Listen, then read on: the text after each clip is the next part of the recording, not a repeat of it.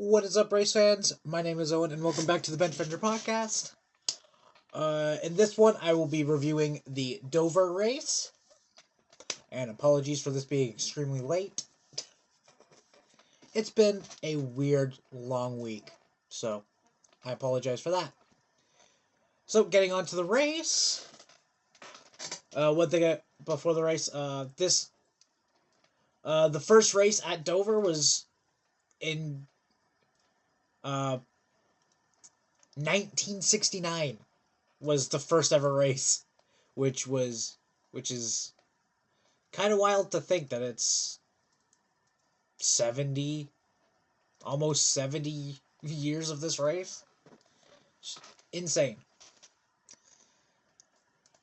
And with that being said, let's get on to the actual race. So stage 1 was 120 laps. Chase Elliott and Chase Briscoe are on the front row. Briscoe takes the initial lead. Then Chase Elliott takes the lead. Then the competition caution started as practice and qualifying were rained out. So they had to throw a competition caution out there. Chase Elliott won the race off pit road.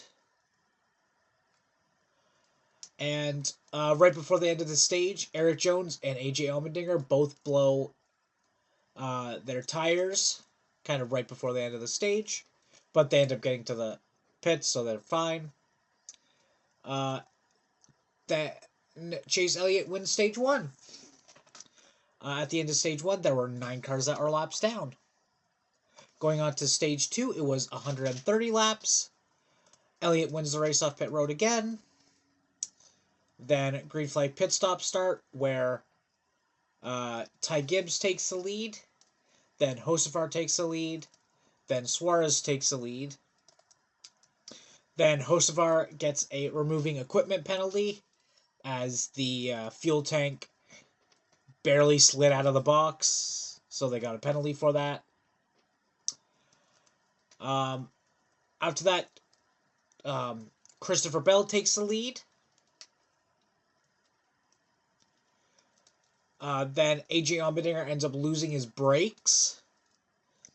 But he doesn't get into a crash. He makes it to pit road, and yeah, he is out. And Christopher Bell ends up winning stage 2. Alright, at the end of stage 2, there was 1 car out, 2 cars that are off track, and 5 cars that are laps down. Getting on to the third and final stage, it was 150 laps. Bell wins the race off pit road. Then Bell ends up getting loose and spins, bringing up the second caution of the race. Chase Elliott ends up taking the lead. Then Cody Ware ends up retiring his car, so he is out of the race. Then green flag pit stop start, where Bubba Wallace takes the lead. Then Noah Gragson takes the lead.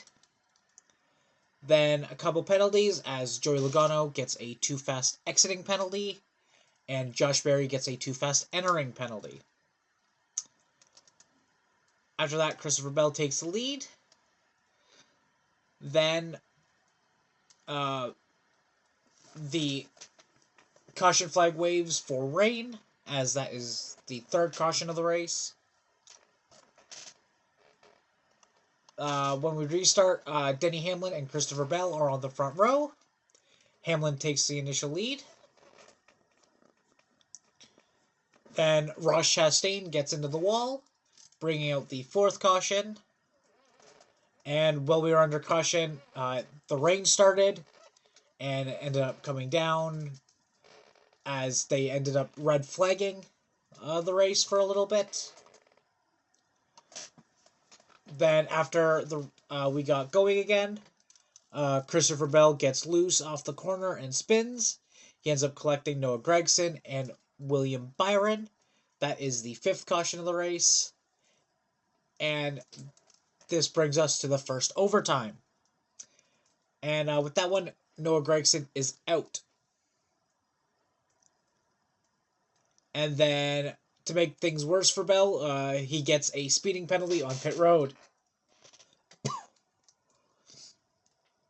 After that, Zane Smith spins off Ryan Preece, bringing out the 6th caution, and the now brings us to the second overtime. And after that, Denny Hamlin holds on for the win. So the top 5 were Denny Hamlin, Chase Briscoe, Alex Bowman, Kyle Larson, and Ty Gibbs. All right.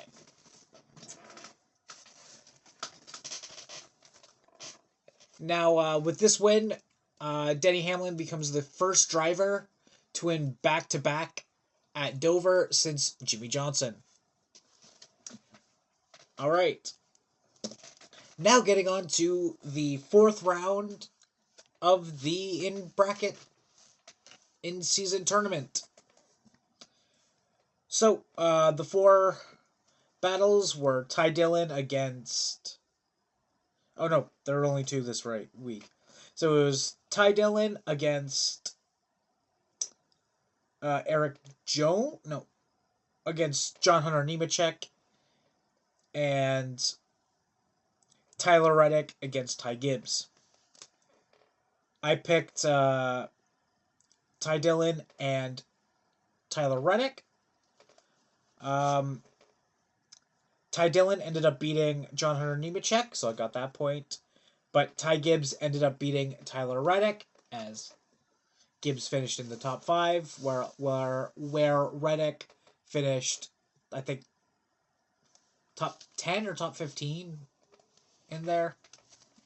Yeah. So I went 1 for 2, 50%. And for the whole tournament, I'm at 40%.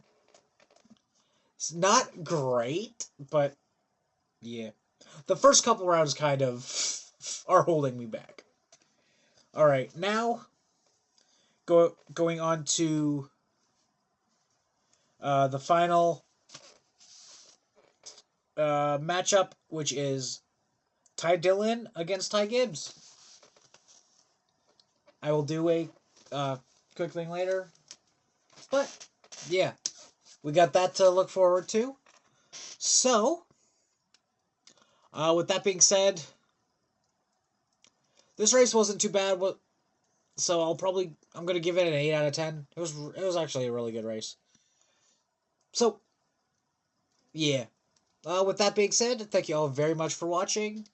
Please remember to like and subscribe, as well as go check out my other channels. One being my main of Fan Rantan, and the other one being a D&D one that is under the Boundless Shores. Go check both of those out, and join me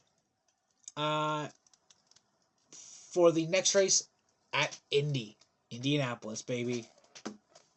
Thank you all for watching, and we'll see you next time. Peace.